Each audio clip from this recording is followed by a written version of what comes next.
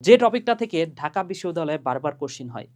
এই সিরিজের প্রত্যেকটা ভিডিওতে আমি এমন টপিক নিয়ে কথা বলি, যেই টপিকে ঢাকা বিশ্ববিদ্যালয়ে বিগত বছরে মিনিমাম ৪ বার কোশ্চিন হয়েছে। তো এই টপিকটা তুমি যদি দেখো সাইকাস, এখান থেকে কতবার কোশ্চিন হয়েছে? ১২, ১৩, ১৩, ১৪, ১৪, ১৫ রেগুলার কোশ্চিন হচ্ছে। ১৭, ১৮, ২০, ২১ এমনকি গত বছর কোশ্চিন হয়েছে। তো যেহেতু ঢাকা বিশ্ববিদ্যালয়ের সিরিয়াল বছরগুলাতেই কোশ্চিন হয়, ২৫, ২৬ পরে এই বছরও কিন্তু কোশ্চিন হওয়ার সম্ভাবনা এই টপিক থেকে অনেক বেশি।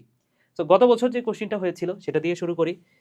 সাইকাসের যে মূল সেটাকে তো বলা হয় কোরালয়েড মূল, এটা প্রত্যেকেই জানো, বা রুট টিউবারকল বলা হয় বা গৌণমূল বলা হয়। কেন এটাকে গৌণমূল বলা হচ্ছে? কারণ নস্টক অ্যান্ড অ্যানাবাইনা নামক সায়ানোব্যাকটেরিয়া দিয়ে এটার মধ্য কর্টেক্স আক্রান্ত হয়। সো এটাই অনেকে ভুল করেছো, তোমরা অনেকে জানতা না যে কোন অংশটা আক্রান্ত হয়, সেটা হচ্ছে মধ্য কর্টেক্স। এটাই গত বছরের কোশ্চিন ছিল।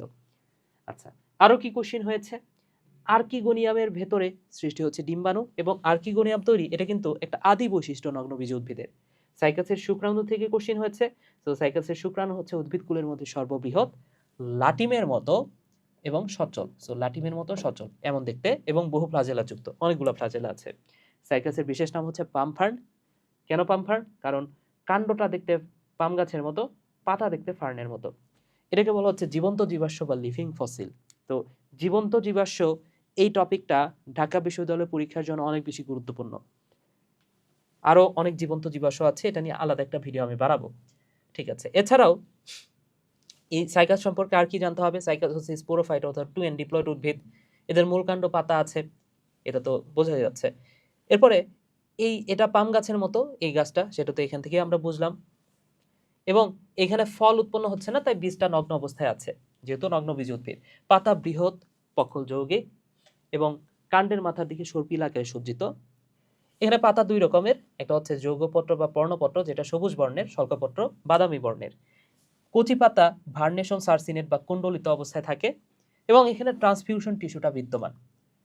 ওকে, সো পুংরেণুপত্র বা স্ট্রোবিলাস তৈরি করে, এবং স্ত্রীরেণুপত্র এটা কিন্তু সত্যিকারের যে স্ত্রীরেণুপত্র সেটা কিন্তু গঠন হয় না এখানে।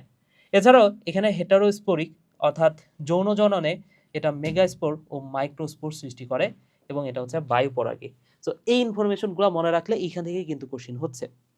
সো এই যে এই টাইপের ইনফরমেশন দ্বারা সাজানো হয়েছে আমার লাস্ট অফ বায়োলজি 2.0 কোর্স। এখানে জাস্ট গুরুত্বপূর্ণ টপিকগুলো পড়ানো হবে যেখান থেকে আসলে কোশ্চিন হয়। যেখানে আমার লাস্ট অফ বায়োলজি 2.0 এই 100 পেজের এই বইটা আমি পুরাটা পড়াই দিব।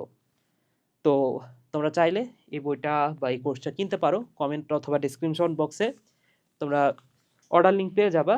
আর এই টাইপের আর কি ভিডিও চাও, ঢাকা বিশ্ববিদ্যালয় সম্পর্কে আর কি জানতে চাও, সেটা তুমি কমেন্ট করে জানাইতে পারো, আমি সেটা নিয়ে ভিডিও বানাবো।